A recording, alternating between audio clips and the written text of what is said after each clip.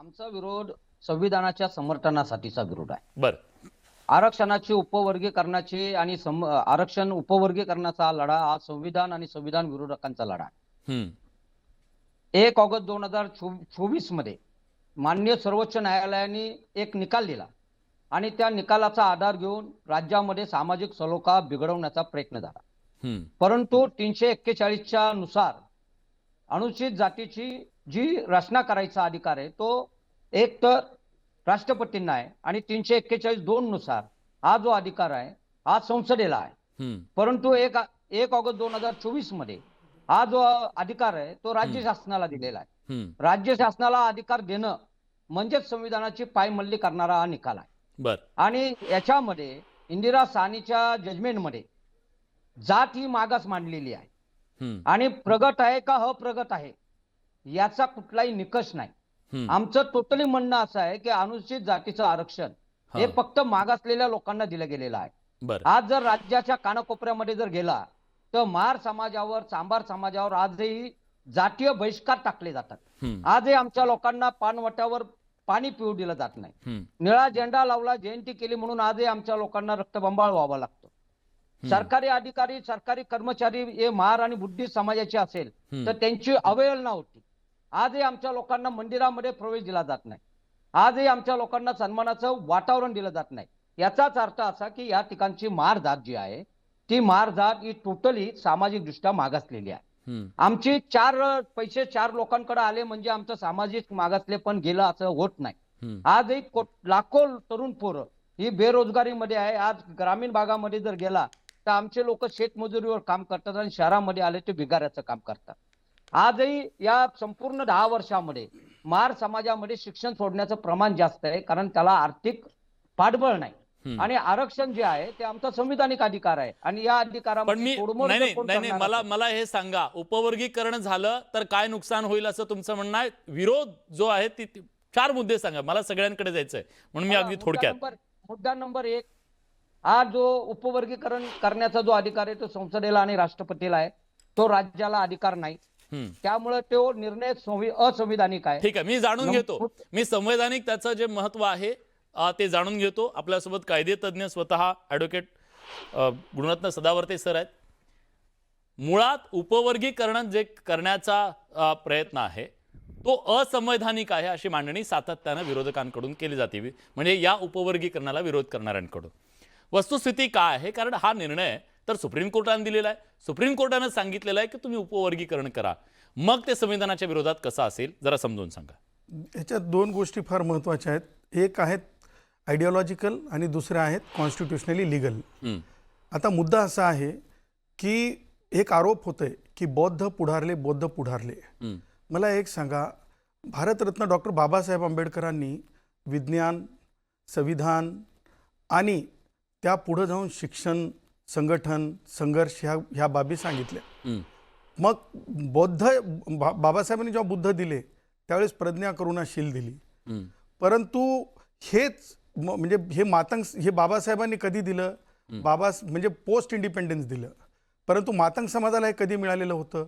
तर मातंग समाज, राजा प्रसन्नजीत हे मातंग होते आणि त्यांना बौद्ध तत्व दिली, परंतु मातंग समाजाने मधल्या काळामध्ये ती ब्रीच केली, म्हणजे ती पुढे चालू ठेवली नाही.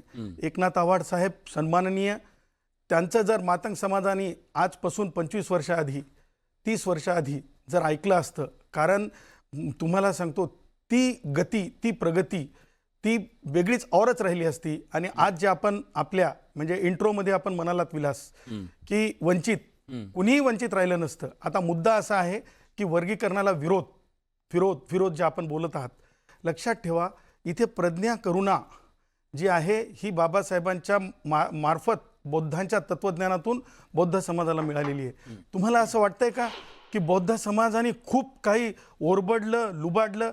तर बिलकुल नाही. मी तुम्हाला आकडेवारीनं सांगतो, डंके की चोट पे सांगतो, संविधानिक दृष्ट्या सांगतो. एक तुम्हाला सांगतो, बौद्धांची म्हणजे महार बौद्धांची लोकसंख्या जर आपण 2011ची 60% लक्षात घेतली, त्यानंतर मातंग समाजाची जर लोकसंख्या जर लक्षात घेतली तर महार समाजातले 5 आमदार कमी निवडून येतात आज तारखेला. हे कुठे जातात तर SC मधल्या इतर घटकांना चाललेत. मातंग समाजामध्ये सुद्धा त्यांचे सुद्धा 3 ते 4 आमदार कमी निवडून येतात. ते कोणत्या घटकाला जातात? ते सुद्धा चर्मकार असतील, चंबार असतील, होलार असतील त्या घटकाला जातात. मग नुकसान तर बौद्धांचं आहे, नुकसान तर मातंगांचं आहे. परंतु नुकसान टाळू शकतो. उपवर्गीकरण झालं तर ते नुकसान नाही, टाळता सांगतो येईल तुम्हाला, का? नाही. बघा, तुम्हाला सांगतो, उपवर्गीकरण झाल्याच्या नंतर सगळेच उपेक्षित होणार आहेत. कसं काय? जे छोटे घटक आहेत त्याचं कारण सांगतो ना मी तुम्हाला. मला एक सांगा, बाबासाहेबांनी जे तत्वज्ञान दिले त्या तत्वज्ञानाच्या आधारे तुम्हाला सांगतो, चल रे भाई साथ रे, चल रे भाई साथ रे, हे तत्व दिलेलं आहे. तू म्हणजे एक भाऊ जर मोठा झाला तर दुसऱ्या भावाला जो म्हणजे ज्याला आपण म्हणतो मागे राहिला त्याला सुद्धा वर घेऊन जायचंय, त्याला सुद्धा मोठं करायचं शिक्षण शिकवून किंवा त्याला नोकरीपर्यंत नेऊन. लक्षात ठेवा, जे संत भगवान बाबांनी बाबासाहेब आंबेडकरांच्या कार्यकाळाच्या दरम्यान किंवा नंतर सुद्धा तेच काम केलं. तुम्हाला सांगतो, हे तत्व आहे. ह्या तत्वामुळं तुम्हाला सांगतो बौद्ध समाज, महार बौद्ध स्वतःचं नुकसान होत असताना सुद्धा आज काय म्हणतंय की ठीक आहे, आपण 57 ज्या इतर जाती आहेत त्यांना सुद्धा सोबत घेऊन जाऊ. आता राहिला प्रश्न तुमचा दुसरा, त्यांच्या मनातली जी अस्वस्थता आहे, त्यांचं म्हणणं आहे की काही जातींनाच याचा लाभ झाला, आम्ही मात्र वंचित राहिलो, आम्ही मात्र मागे, आमचं ताट रिकामं का? हा जो सवाल आहे त्याला उत्तर काय आहे? कोणतं ताट रिकामं आहे? काँग्रेसच्या काळामध्ये सगळ्यात जास्त जर सेक्युअरली विधानसभा लोकसभेमध्ये, मला मातंग भावांना क्रिटिसाइज करायचं नाही, ते आमचे शत्रू नाहीत. आम्ही बौद्ध आहोत. जेव्हा आम्ही बौद्ध आहोत तेव्हा ते म्हणजे जे कोणी ह्युमॅनिटेरियन असेल, एखाद्या वेळेस ते चुकीचं बोलत असतील, परंतु काळ त्यांना सांगेल की ते चुकतील, त्याच्यासाठी त्यांना एकनाथ अवॉर्ड वाचावं लागेल. आणि वाचेल तोच वाचेल. लक्षात ठेवा, मातंग भावांचं आतापर्यंत मी तुम्हाला सांगतो स्टॅटिस्टिकली सांगू शकतो की आतापर्यंत नुकसान झालं नाही. उपवर्गीकरण झाल्याच्या नंतर काय होणार तर तुम्हाला सांगतो, लोकसभेमध्ये जे जागा महाराष्ट्रातून जातात त्याच्यामध्ये केवळ महार आणि मांग या दोनच समाजाला उपवर्गीकरणामध्ये जागा जातील. कारण लक्षात घ्या, टक्केवारी जी चर्मकार भावांची आहे, टक्केवारी जी चमार किंवा होलार किंवा जे छोटे समूह आहेत त्या समूहाला महार म्हणते की तुम्ही प्रोटेक्टेड राहा, आम्ही मोठे भाऊ आहेत, मातंग भाऊ बी मोठे भाऊ आहेत, आपण सोबत सगळ्यांचा विकास करू. ते पूर्णपणे तुम्हाला सांगतो लोकसभेमध्ये तुम्हाला सांगतो शेवाळे दिसतील का? तुम्ही मला सांगा. अमरावतीमध्ये तुम्हाला सांगतो अडसूळ दिसतील का?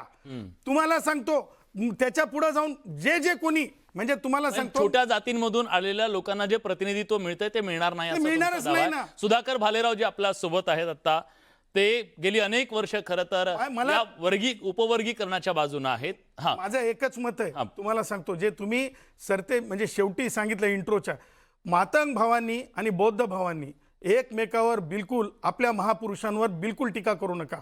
लक्षात ठेवा, राजा प्रसन्नजितांकडून आलेले मातंग आहात तुम्ही, महार बौद्धांच्या आधी बौद्ध झालेले आहात, त्याच्यामुळं तुम्ही महार बौद्धांपेक्षा जास्त रिस्पॉन्सिबिलिटीने वागायचंय. तुम्ही हेड ऑफ द डिपार्टमेंट राहायला पाहिजे. परंतु आपण कोणत्याच, मग फुले शाहू आंबेडकर असतील किंवा भारतरत्न डॉक्टर बाबासाहेब आंबेडकर असतील, अण्णाभाऊ साठे असतील, लवजी साळवे असतील, एकनाथ अवॉर्ड असतील, हे सगळ्या लोकांच्या विचाराला घेऊन आपल्याला पुढे जाणं आहे बिलकुल. आणि ज्यांनी केलंय त्याला माफी मागायला सांगा, त्याला उडबशा काढायला सांगा.